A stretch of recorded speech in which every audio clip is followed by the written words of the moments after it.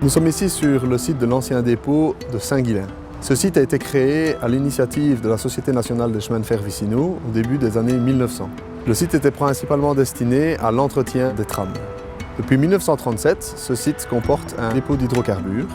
En 1967, le site a connu de nombreux changements dus à la construction de l'autoroute qui a nécessité de remblayer le canal et une partie du site. Depuis 1970, le site sert de nouveau en tant que stockage d'hydrocarbures et de nombreux propriétaires se sont succédés.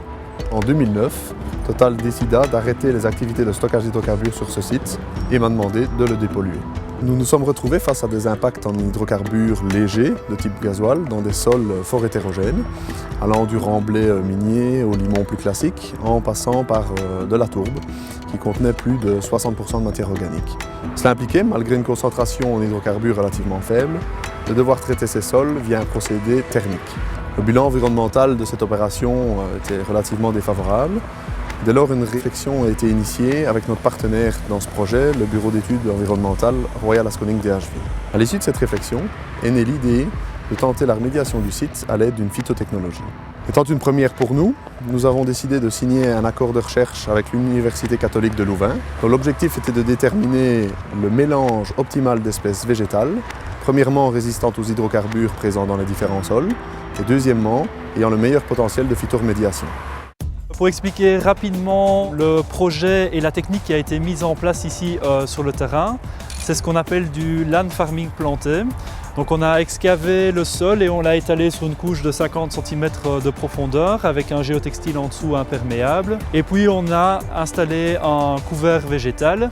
Et donc l'intérêt en fait c'est que les plantes vont permettre une aération du sol et donc vont permettre aux bactéries qui sont dans le sol de pouvoir dégrader les hydrocarbures en dioxyde de carbone.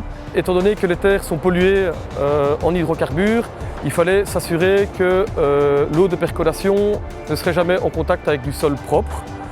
À cette fin, nous avons décidé de placer des films plastiques étanches ainsi que des drains et une couche de gravier en dessous de cette terre qui permettent de récolter les eaux de pluie. Ces eaux de pluie donc sont récupérées via un séparateur d'hydrocarbures qui purifie cette eau. Ces eaux récupérées servent à arroser les différentes parcelles lors de périodes sèches ou en début de croissance des plantes. L'impact environnemental d'une telle technique est très intéressant parce que les terres ne sont plus évacuées hors du site mais sont directement traitées sur site, ce qui permet d'économiser pas mal de trajets camions et qui contribue à rendre un bilan carbone plus bas sur l'ensemble de l'assainissement. Qui plus est, cette technique est également intéressante d'un point de vue financier puisque pour la même raison, il y a moins de transport de terre de remblai, ce qui a permis de diminuer les coûts d'assainissement d'au moins 50%. L'intérêt principal de ce projet, c'est la collaboration entre l'Université catholique de Louvain, le groupe Total et le bureau d'études Asconing, car chacun des partenaires apporte une expertise et des compétences qui lui sont propres. Total a une envie d'innovation, de dépolluer via des méthodes innovantes. On a Asconing qui a une expertise technique assez importante. Ils ont l'habitude de gérer des chantiers assez complexes avec un grand nombre d'intervenants. Nous, à l'université, on apporte l'expertise scientifique et on permet de faire de ce projet un projet pilote avec un monitoring du terrain. Cette première phase d'analyse suite au semis des plantes montre une tendance favorable à la diminution des concentrations en hydrocarbures, ce qui nous laisse penser que lors des prochaines séances de monitoring, ce taux devrait encore baisser et que nous devrions, comme c'était prévu initialement, atteindre les seuils de dépollution d'ici 2 à 3 ans.